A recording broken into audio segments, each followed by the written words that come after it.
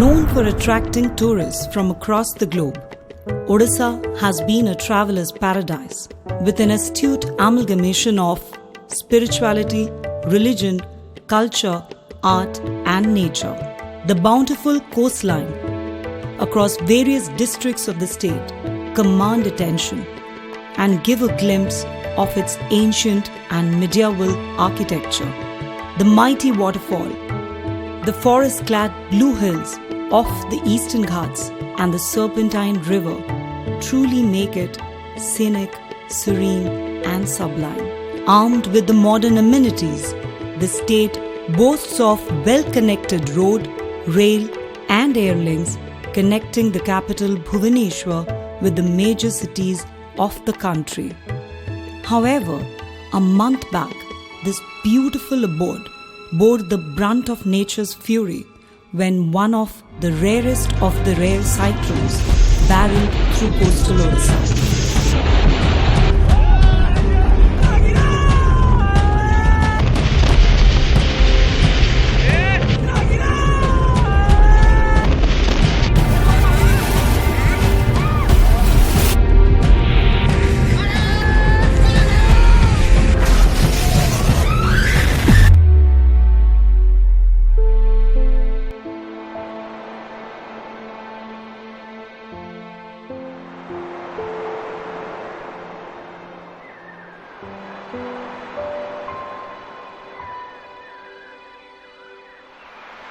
As they say, Mother Nature can bring both great and terrible things. The same has happened with Odisha this year on the 3rd of May, when it was hit by the extremely severe cyclonic storm Fani in the beginning of summer. It was beyond the imagination of people who have been accustomed in dealing with cyclones for the past 2 decades. They survived Phylon, Hurhur and Titli in the yesteryears. But this time, it was worse than what people had feared. So far, 15 million people have been affected in 16,659 villages and 51 urban localities in 14 districts. More than 5 lakh families living in kacha houses have been rendered homeless and around 1.6 lakh electric poles have been damaged. The land of Lord Jagannath, Puri, has been massively impacted and has also recorded maximum casualties according to the government estimates. We spoke to the affected victims to understand the intensity of the problems encountered by them.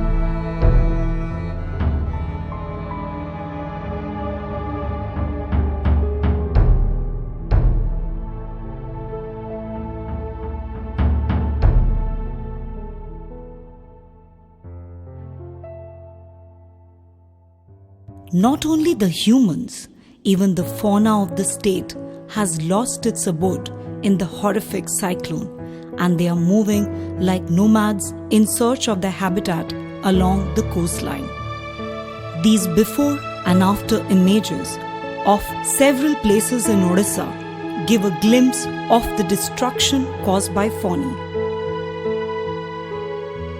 The other 13 districts engulfed in the trail of destruction are Cuttack, Anugul, Balasore, Bhadrak, Kendrapara, Ganjam, Jagatsinghpur, Jajpur, Khorda, Mayurbhanj and Nayagar. 78% of the kacha houses completely destroyed.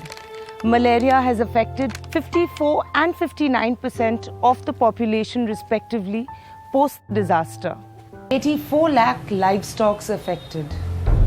1,700 ATMs rendered dysfunctional. 5,791 school buildings damaged, 1,031 hospitals damaged.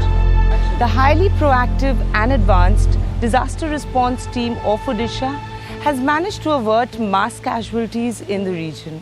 No doubt their zero casualty policy has been instrumental in minimizing the destruction across the state. To warn people, the government has left no stone unturned. 2.6 million text messages were sent in the local languages. 43,000 volunteers were deployed. Television commercials coastal sirens, police officers, and public address system echoed the same message repeatedly, saying the cyclone is on its way, get to the shelter. They were advised not to panic with the do's and don'ts manual.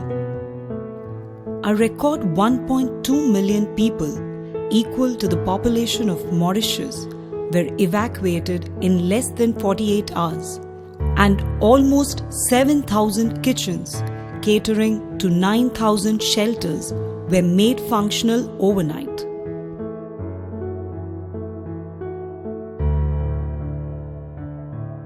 Special Relief Commissioner briefed us about the preparedness of the Odisha State Disaster Management Authority just after the warnings issued from the Indian Meteorological Department. As per the forecast issued by India Meteorological Department and from other agencies like US Navy and RIMES Bangkok, that the cyclone is likely to intensify into an extremely severe cyclonic storm, and it will have a landfall on Odisha. And accordingly, we have had a meeting with the district collector through video conferencing. The chief secretary had elaborate instruction with the collectors of the coastal districts, and we have asked the collectors that they should identify the vulnerable areas and the people. Cyclone is likely to cause great damages to the temporary shelters, thatched house, old and dilapidated houses. So we are going for a massive evacuation, and there are 122 number of siren towers on the coast. We are playing the sirens, and we are also broadcasting our voice messages, and we have mapped about 10,000 villages and 51 towns who are likely to be affected because of the movement of the cyclone. And we are using location-based alerting system and sending the specific alerts by way of SMS to people. Odisha has made a lot of investment, and 879 cyclone shelters were scientifically designed and built. They can withstand a wind speed of 350 km per hour. The district collectors have identified about 5,000 shelters, like good school buildings and the school other government buildings. Till 1999, when the state was hit by super cyclone, Odisha didn't have a robust and effective disaster management plan. But in the last 22 years, around 900 cyclone shelters have been built in the vulnerable rural pockets of the state. Despite being one of the poor states in India, now Odisha has a clear command and control infrastructure to carry out relief operations. The Indian Met Department has been monitoring its movement in the Bay of Bengal. It was first observed as a large swirl on meteorological radar screens barreling up from the equator deep in the ocean between Sri Lanka and Indonesia. In a special bulletin, the Met Department warned about the damage expected in forms of extensive uprooting of communication and power tools, damage to old and badly managed pakka houses, along with disruption in rail and road links at several places. 50 units of NDRF, 20 units of ODRAF team, along with civil defense members, were engaged and have worked rigorously overnight and from the next day till they cleared up the blocked roads for possible relief, restoration and communication operations.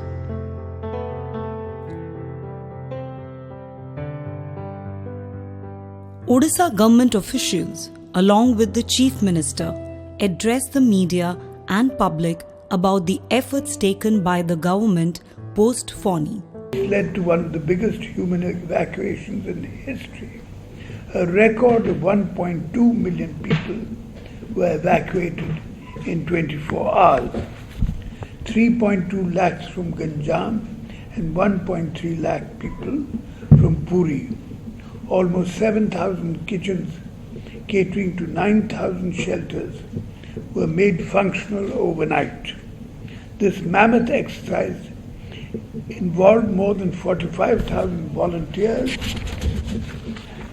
3 million targeted messages, 2,000 emergency workers, youth clubs, and other civil society organizations, ODRAF, NDRF, PRA agencies. Public infrastructure has been massively damaged. We have already started working on the restoration process. There has been a great loss of properties in districts of Puri, Khurda and Cuttack. In total, 14 number of districts have suffered damages.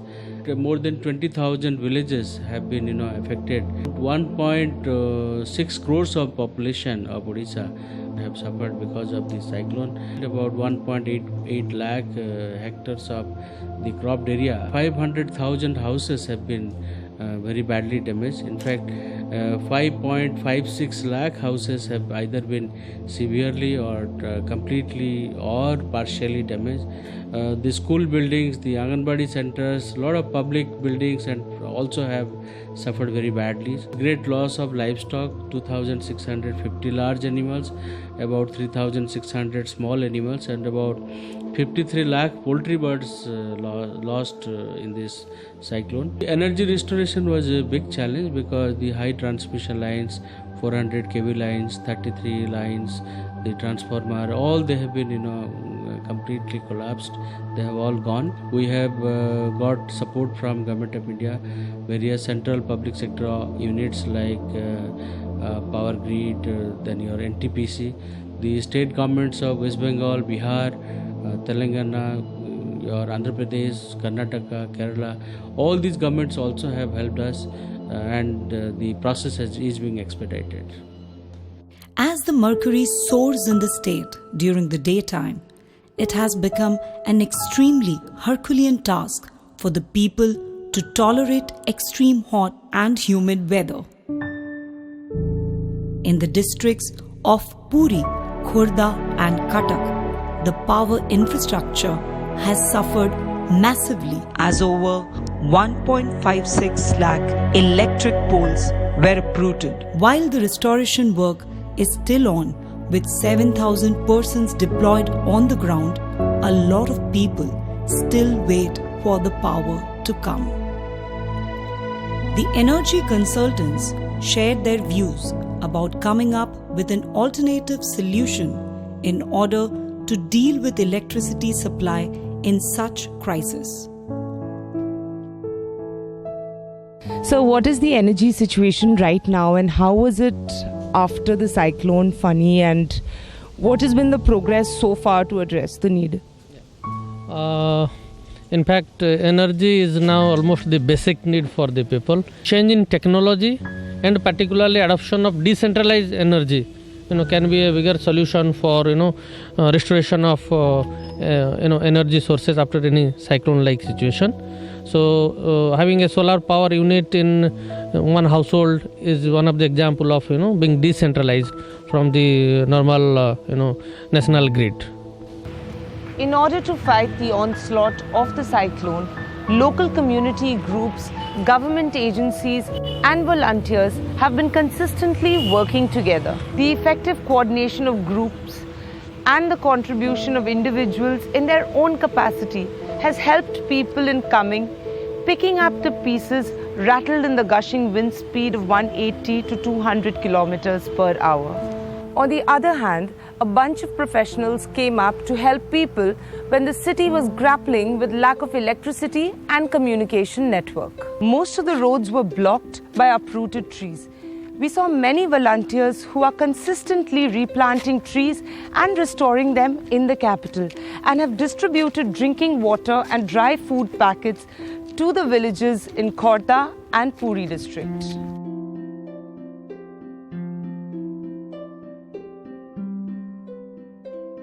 So there was, evidently a lot of damage to the green cover in Odisha post the Fani, and you along with a lot of other people have been doing some amazing restoration work. So how was it, if you could just tell us?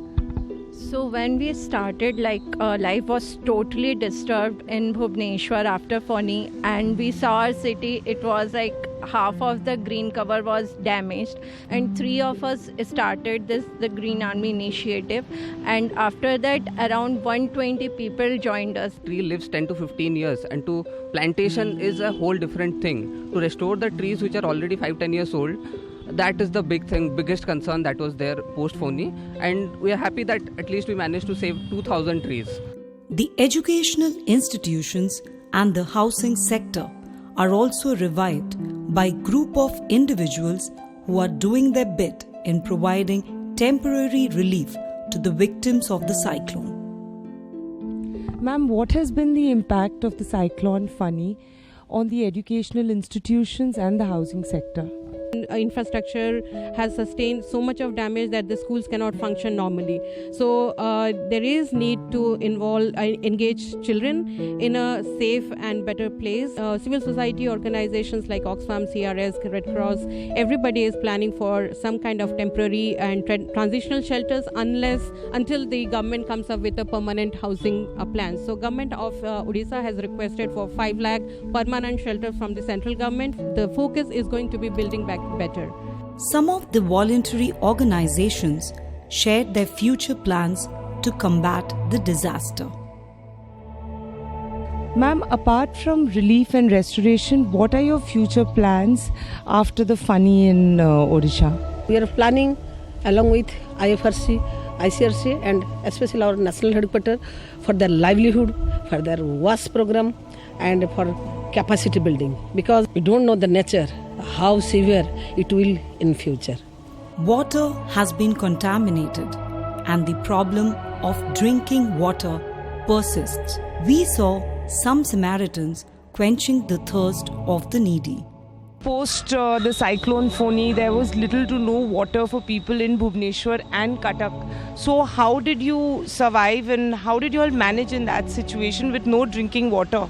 Government agency, government water department and volunteer organizations tried our best, and we went to many villages, hamlets, many places to deliver drinking water, and it was like we could help people to some extent. Some of the self-help groups gave their opinion about the actions that can be taken pertaining to agriculture and preparedness to combat cyclone in the coming years.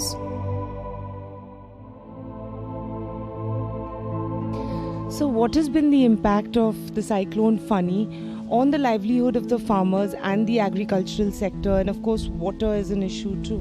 Right. So if you look at the season when this Fani has happened in Odisha, it's basically summer crop when farmers were almost at the verge of harvesting the crop.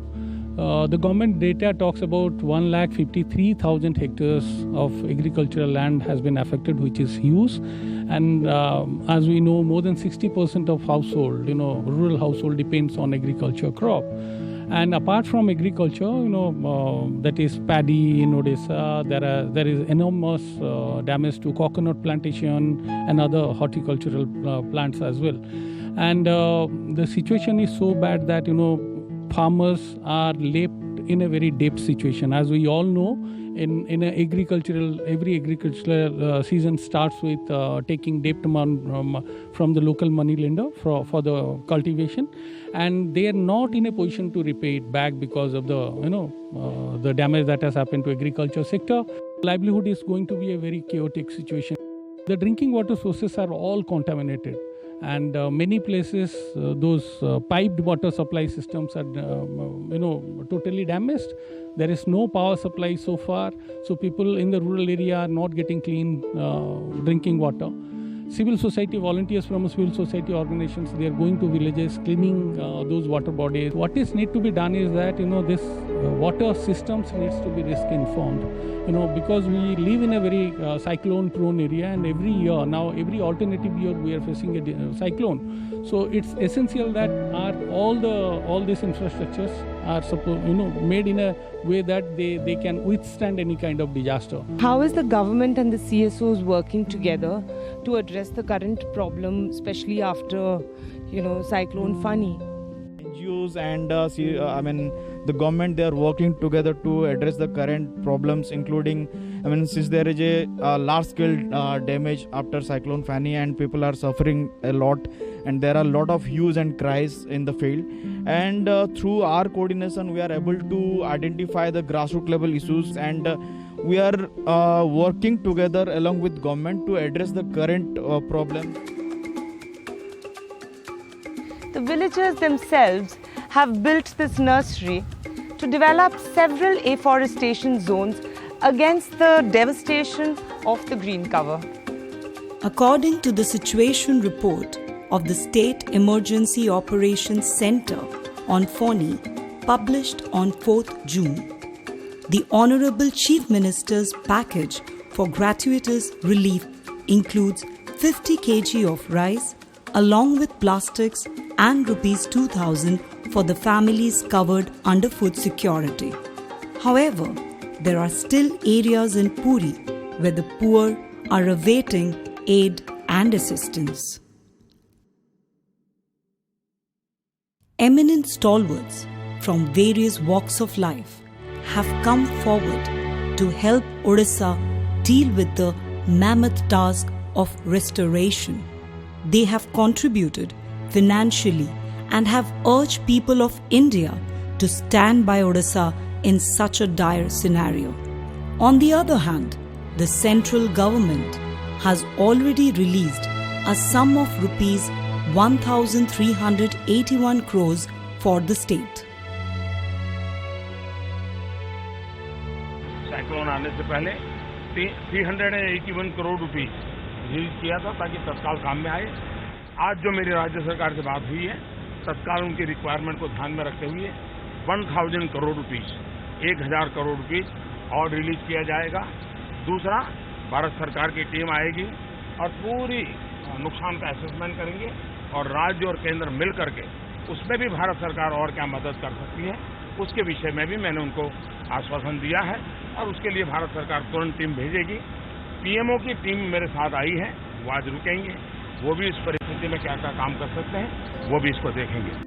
The central government has deputed a 9-member central team in the state to assess and submit a report on the damage caused by the cyclone. They are working in coordination with the Special Relief Commissioner and Managing Director of OSDMA and the district collectors of the affected stretch. Looking at the present situation, it is eminent to note that the time has arrived when the government, both at the centre and at the state, need to aim for community-centric disaster insurance coverage and have attractive products purposefully designed. Moreover, a premier multidisciplinary national institution for disaster risk management and sustainability is the need of the hour. And the next government surely needs to pitch for a United Nations University Institute for disaster mitigation and reconstruction here. The way ahead is to modernize infrastructure and revamp power lines to better withstand extreme events. The immediate objective must of course be to reactivate line capacity and resume normal power supply. But in the medium term, it would make perfect sense to have underground power lines. On the other hand, there is also an immediate requirement for a robust solar power capacity nationally, on rooftops and in similar places. Ideally, what's warranted is grid-connected solar rooftop capacity. But given the myriad rigidities and the glaring shortcomings in power distribution, even standalone solar rooftop power would be very effective for post-disaster emergency supply.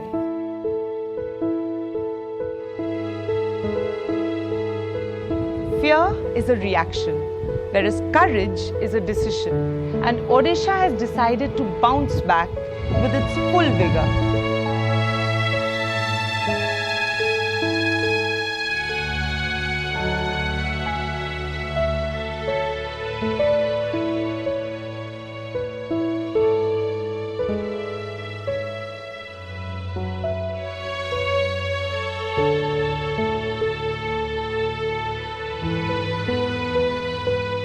A number of events have been lined up and the city is gearing up for Rath Yatra, FIH Men's Series, international conferences and workshops in full swing.